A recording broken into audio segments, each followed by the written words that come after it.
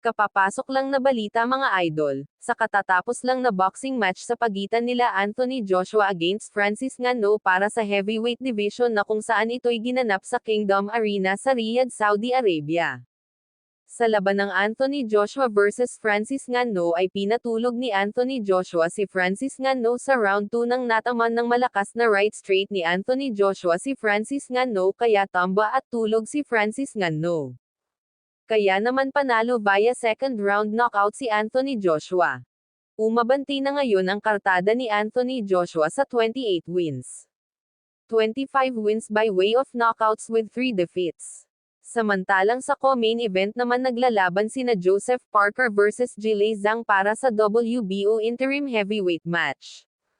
Na kung saan tinalo ni Joseph Parker si Zhilei Zhang via majority decision at nakuha ang WBO interim heavyweight belt. Umabanti na ngayon ang kartada ni Joseph Parker sa 35 wins.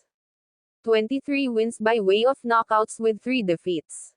Bumagsak naman ang kartada ni Zhilei Zhang sa 26 wins. 21 knockouts with 2 defeats, samantalang sa ibang istorya naman mga idol. Manny Pacquiao may posibleng match-up sa professional boxing fight against Conor Benn.